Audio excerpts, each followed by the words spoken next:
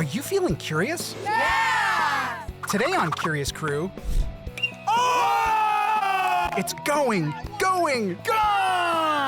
The Curious Crew clears the bases and takes the field I'm so excited. to explore baseball science. So get your popcorn, because you got a front row seat. That was deep! Play ball! Oh, nice job! Support for Curious Crew is provided by MSU Federal Credit Union, offering a variety of accounts for children and teens of all ages while teaching lifelong saving habits. More information is available at msufcu.org. By the Consumers Energy Foundation, dedicated to ensuring Michigan residents have access to world-class educational resources. More information is available at consumersenergy.com/foundation. Consumers Energy Foundation, supporting education and building sustainable communities in Michigan's hometowns. And by viewers like you. Thank you.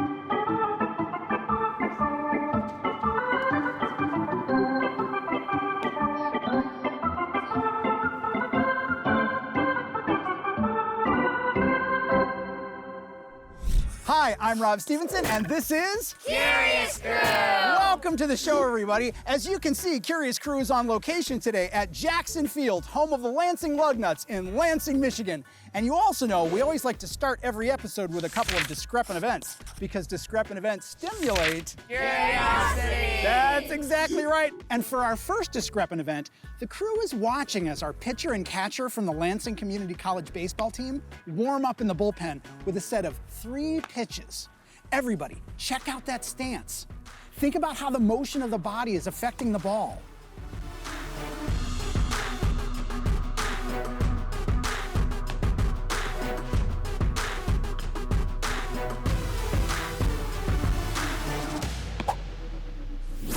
Now that we've seen the first set of pitches, let's get the players out on the field to check out a second set of 3 pitches.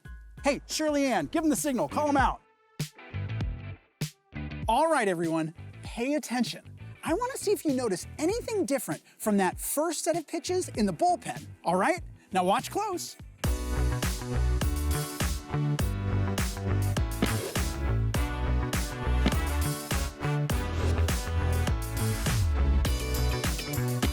That's great. Thanks, guys. We'll catch up with you later. All right, so what did you notice between the 2 sets of pitches? Ian, what did you notice? Well, it seemed like the second set was a lot faster than the first. You guys notice that? That's kind of interesting. Okay, we're gonna have to figure that out. Josie, you're gonna help me out on this other discrepant event. I'm gonna ask you to hold this bat right there, okay? And I've got a little hammer.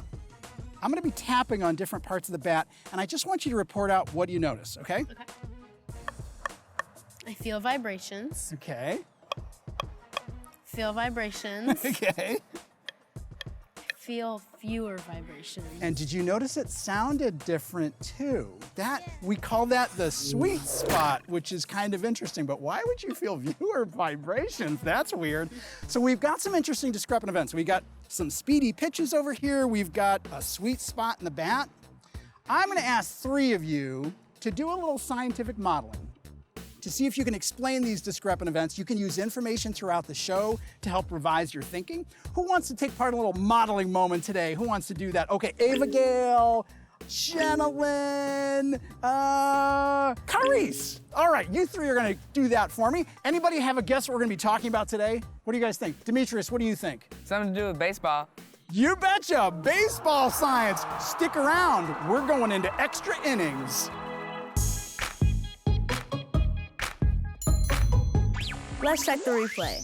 We know the second set of pitches was faster than the first. Yeah, the pitcher changed his throwing form in the second series. Put that on the board, Abigail, yes.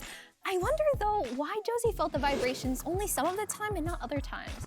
It seems like Dr. Rao was playing hardball every time. Let's consider the stats. Does the collision placement make a difference?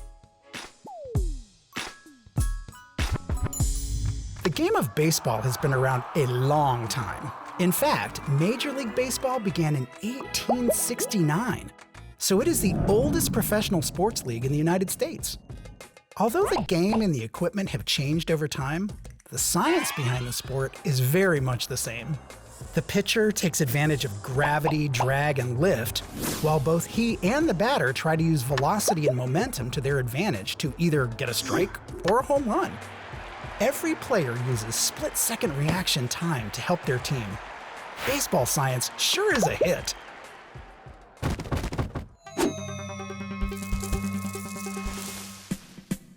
So as soon as we start thinking about baseball science, one of the things that we have to think about are the materials in the sport. And let's start with a baseball. Now, when we drop a baseball, we get a little bit of a bounce, but let's do a comparison between a baseball and a tennis ball. You've got a golf ball and another baseball. Two baseballs? Yes, because this one has been in the freezer since yesterday. So we want to see if it has some sort of an impact. Ready? Let's hold them out here. On the count of three, we're going to drop them. 1, 2, 3. Oh! Okay, which ones bounce better? I think the tennis ball and Tennis the ball? golf ball. Tennis ball and golf ball.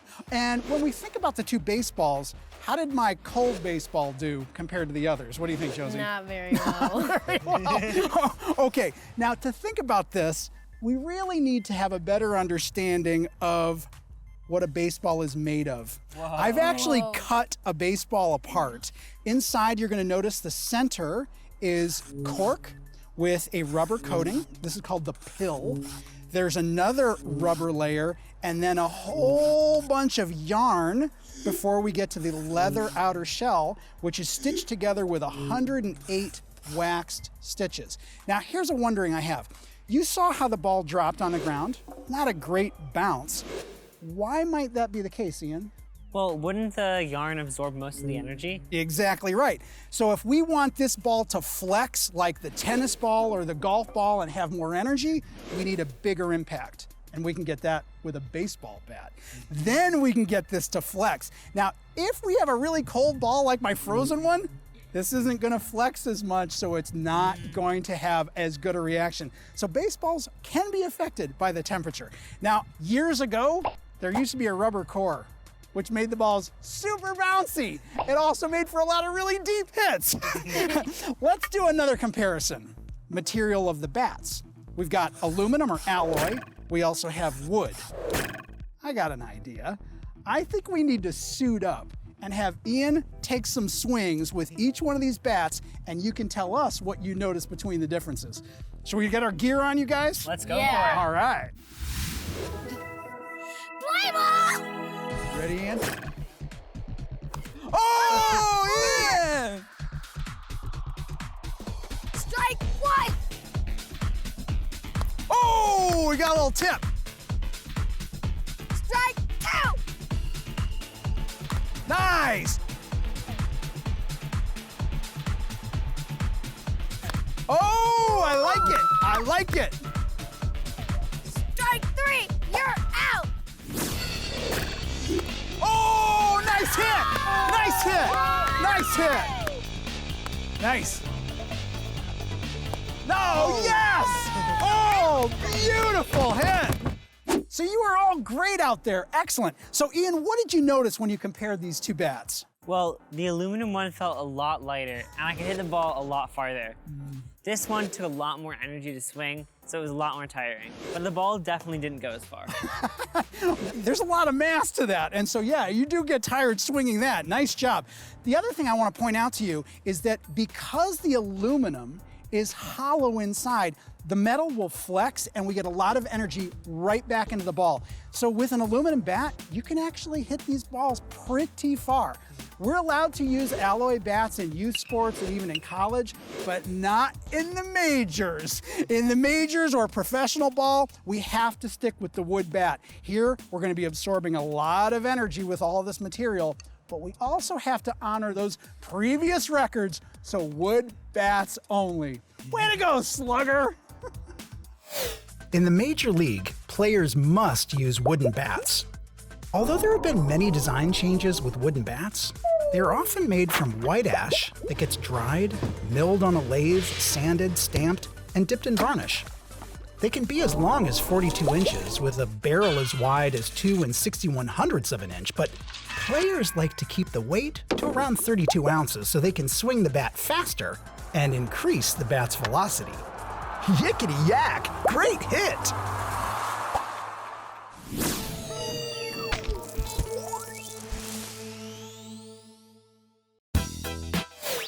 So you know, pitchers work really hard perfecting the perfect pitch, and it's all about the grip.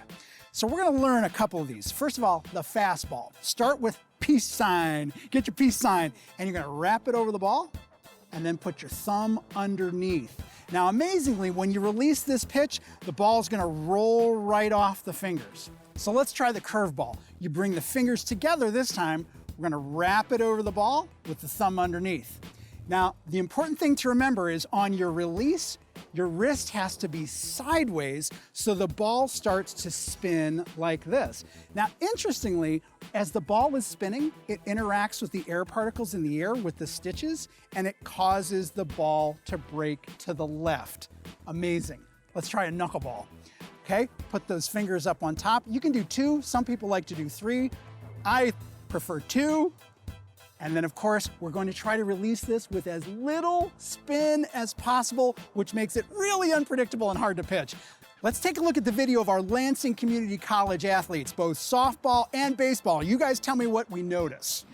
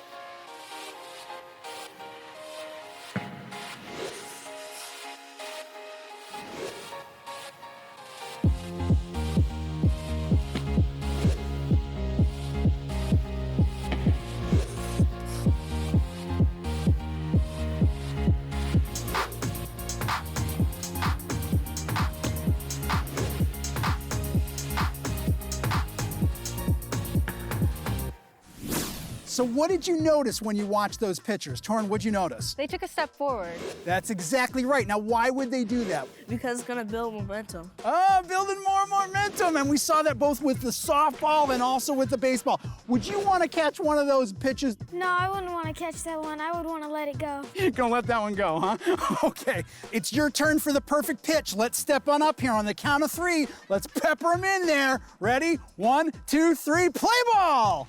Oh, nice job! They really are on the ball. Professional pitchers get really good at using the rotational speed of the ball to make the ball harder to hit. Curveball is an amazing pitch that, when released, has a spin rotating right to left. As the air particles deflect away off the left side of the ball, the particles hit harder on the right, making the ball break left. A lot of that curve happens at the end of the pitch, making it really hard to hit. The unusual path of a spinning ball moving through the air is called the Magnus effect. Way to go, Ace!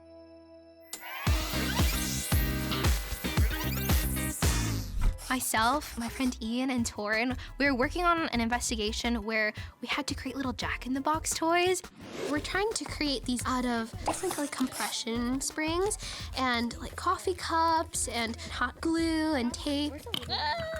And I remember this one the most. It was called the Octobox. Let's put the octopus right in the middle Ian had come up with the name, Octobox. because, well, I mean, there's an octopus. So Oh, okay. We would take off the lid and then the whole toy would pop out. 1, 2, 3.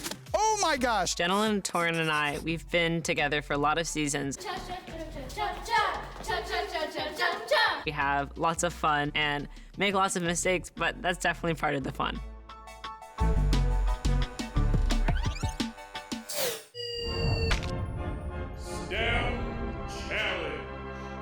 So have you guys been having fun investigating baseball science today? Yeah! Me too. Well, we're back inside. Time for our STEM build. And we have seen how hard it is to throw a curveball. Those pitchers are pretty good. But that takes years of practice, right? So we're gonna do a shortcut. You are going to be challenged to develop a curveball launcher system. And to make things even more easy to see, we're gonna use styrofoam balls so we can see how much we can get these to actually curve. I see you selected some materials. You guys ready to start your builds? Yeah. All right, go to it. So where should I tape it? Should I just go like down here? And then we can start connecting the handle. I think that would be the best first piece. I have to kind of line this up because it's kind of hard to line up. The materials we're using are various shaped cardboard pieces, and then we also have foam balls, plastic tubes, and we have a lot of this painter's tape in blue and green. It's all about the aesthetics. Yep, exactly. All for the aesthetics. We have a test tube handle, and then we have a base, and it's super taped, so there's like a lot of blue and green tape, and it's all like colorful, and it looks amazing. Maybe we should put more tape on there? We're having problems with the handle a lot. It kept wiggling, and it fell off a few times. Is it stable?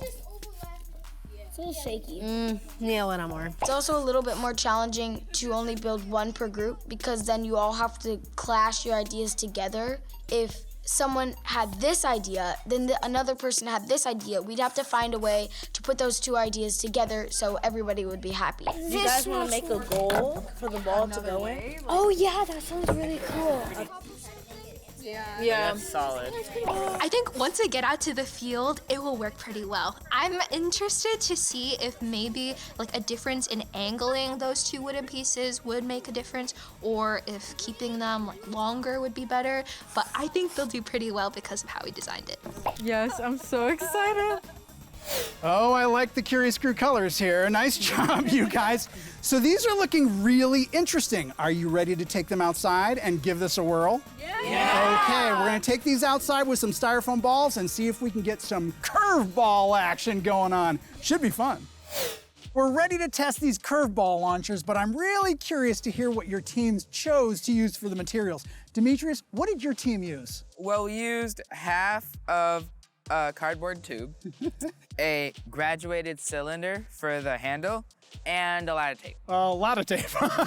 Okay, great. How about yours, gentlemen? So we also used a graduated cylinder for our handle, and then we used a salt container for our base with these painting paddles for the prongs, and then we decorated ours all in blue and green tape, and we have a skirt for Flair. There you go. I just love all this Curious Crew color. Nice alliteration there.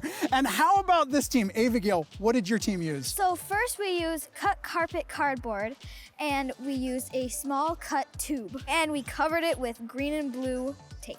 Nice. She carried that alliteration on perfectly. I so appreciate that. Now, we're gonna test these. I'm gonna have 3 of you test them, and the rest of us, I think we're gonna move out of the way. Good luck on the curveballs. Torrin, will you count them down? All right, let's move out of the way. Okay. Ready, guys? 3, 2, 1.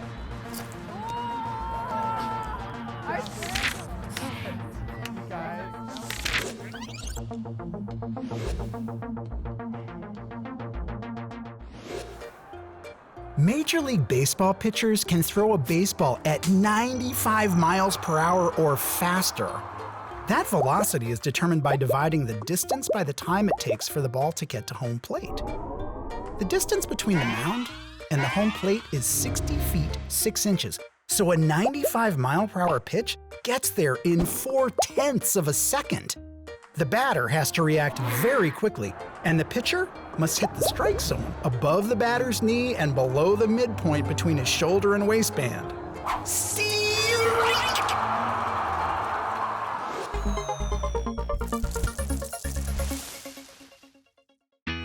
So every batter hopes that one day they are going to be the one to get the home run. You betcha. And to do that, it's all about ball placement on the bat. Let's take a look at this. If we've got the batter coming in to swing, and the ball makes a placement here where it comes off at about a 10-degree angle, we're looking at a ground ball. Bummer. If we come a little higher and we get between, let's say, 10 and 25 degrees, then we're looking at a line drive, okay? A little higher still. If we come in up here and we end up with a 50-degree angle coming off, we have a pop fly, and usually an out. So let's think about the optimal angle that a batter's going for. Most physicists agree that between 25 and 30 degrees will give you a great hit, and that ball is gone! You betcha! Now, if we watch our college athletes here, let's see if we can identify some of these hits. We're gonna look for a ground ball, see if we see a line drive, pop fly. Let's check it out. Here it comes. Ooh!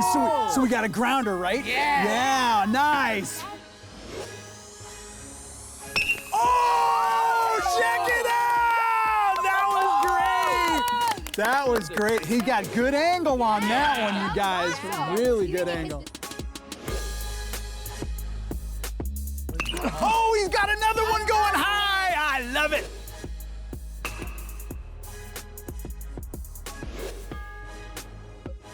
Oh! That one deep! Whoa! Oh my gosh! Another! I think that was a double. Oh! I love it!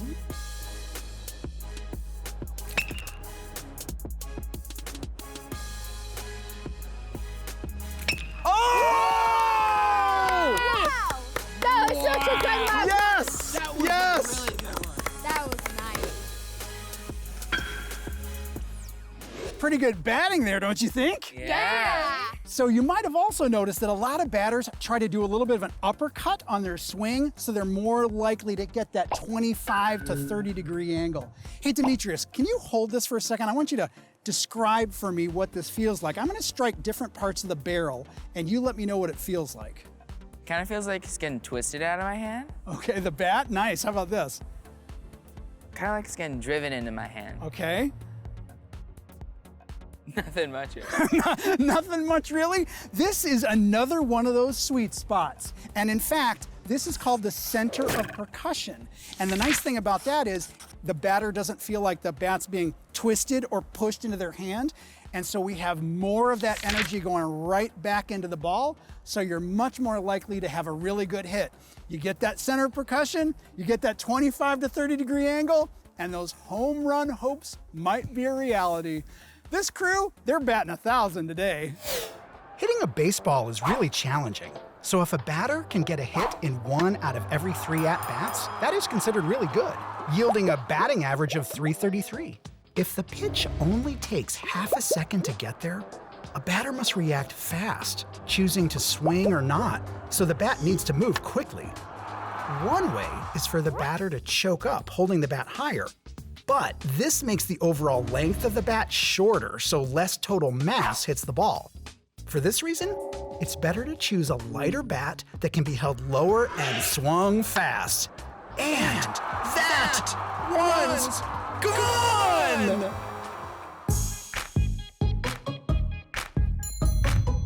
All right, no striking out here. Let's recap what we figured out so far. We know the windup increases speed. In the first series of pitches, there wasn't much of a windup.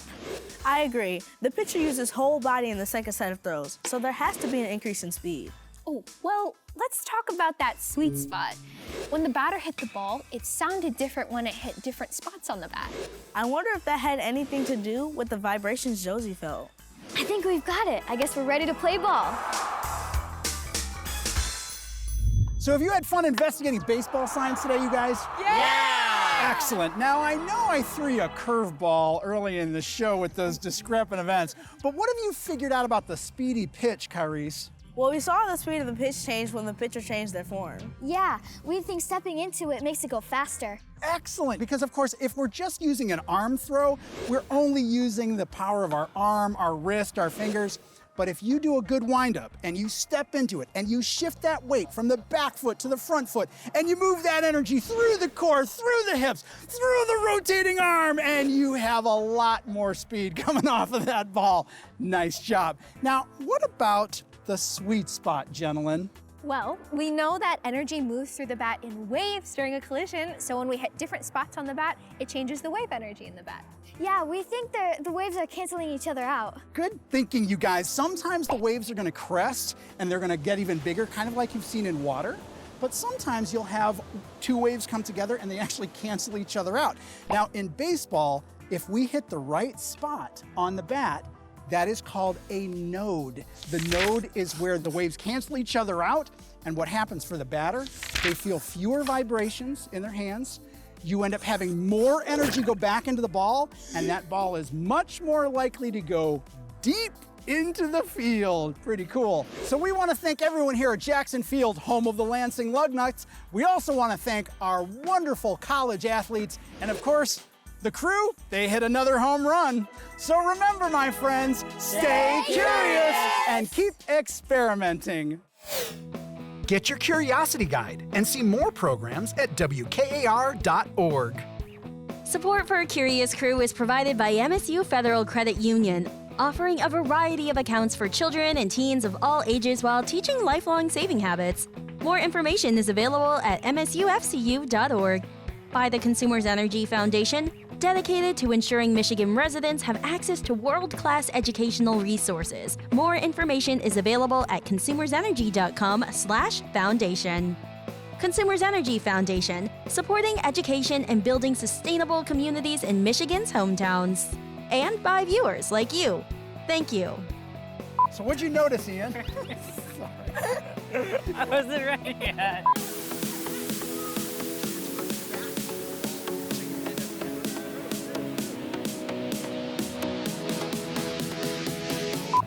Seasons of Curious Crew.